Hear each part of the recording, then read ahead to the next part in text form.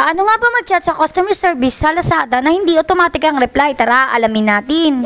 Siyempre, unang-una ay i-open natin ang ating Lazada app. Tapos sa baba nito ay makikita nyo itong account. Scroll down lang tayo at makikita nyo dito yung chat with customer service. Tapos ayan, pagka-click natin is ganito yung magiging itsura. So ayan, kung nagtatry din kayo mag-chat dito sa customer service dito sa Lazada, laging automatic yung reply nila or system assistant na si Cleo yung palaging nagre-reply. Which is nga, yung automatic yung reply. Siyempre, dahil nga meron tayong gustong specific na sagot na makuha galing sa Lazada, hindi natin siya mapapakinabatan kasi nga, laging automatic yung reply niya. So, ganito yung gagawin natin. Unang-una, itatype natin itong chat live agent. So, ayan, makikita nyo may automatic na naman na reply na telephone number. Pero, hindi nga natin kailangan niya, hindi naman lahat ay may telepono. Kaya, ang itatype natin is live agent. Ayan, pagka-type natin is lalabas dito yung mga concern about natin. Pinutin nyo tong I have a last pay later concern. Then, I have an issue with my application. Kahit na wala pa kayong last pay later or kahit hindi last pay later ang issue nyo, ito pa rin yung step na gawin nyo kasi kapag iba yung pinutin nyo, is magiging automatic pa rin yung reply niya or yung lalabas. Mag-a-appear yung live agent. So, ito na nga yun, yung live agent. Ito, napapakit ko na sa inyo. Yan. So, yan, ang natapat sa akin na agent ay si Alma, si Ma'am Alma.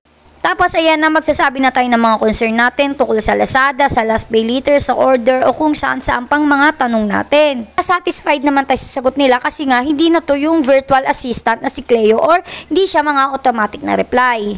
So ayan, sasabihin nyo na nga lahat ng gusto nyong itanong. Mas maganda rin kung mag-provide kayo ng mga pictures or mga photos na magpapatunay ng inyong mga concern. Tapos, after nyo syempre magpaliwanag, sabihin nyo mga concern nyo at kung nasagot naman yung mga tanong nyo is magbigay kayo ng magandang reviews or rating sa kanila. Tapos, ayan, kung makikita nyo is nagre-reply siya, nagtatype siya sa akin na hindi kagaya kanina na automatic nga yung reply. So, ayan, thank you for watching. Sana makatulong ako kaya yun lang.